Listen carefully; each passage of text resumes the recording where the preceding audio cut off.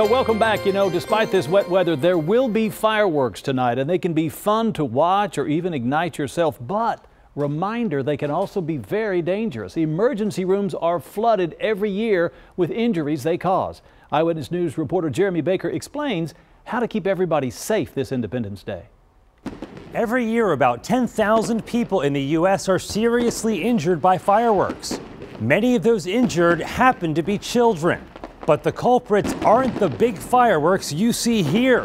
The most common injuries we see are usually with some of the smaller caliber firecrackers that are designed to be blown up on the ground. Dr. Mark Muir, the trauma medical director at University Hospital and UT Health San Antonio assistant professor, says sparklers cause big problems too. The tip of a sparkler can get up to 2,000 degrees Fahrenheit, hot enough to melt some metals. So you can imagine all it takes is even a brief second of contact between that to cause a significant burn to the skin. The bigger the bang, typically the more damage they can cause. The bigger the M80s and M100s that we see injuries from. Fortunately, those are pretty rare, but when someone does get injured with those, most commonly because they think the fuse went out or don't realize that it's still active. If you light a firework and it doesn't go off, never try to relight it. Wait a few minutes, then douse it with water, because it could go off in a few minutes, a few hours, or even a few days later.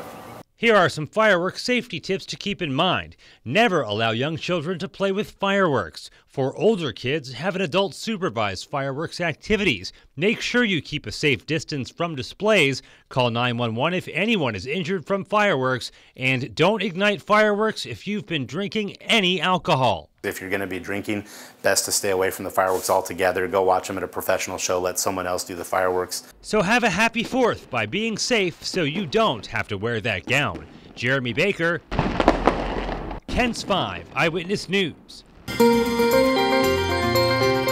Right, all good reminders. And if you'd like more men's health information, call that number, 210-358-3045. Just call the number. You can also find the rest of our Real Men Wear Gown stories at wearthegown.com.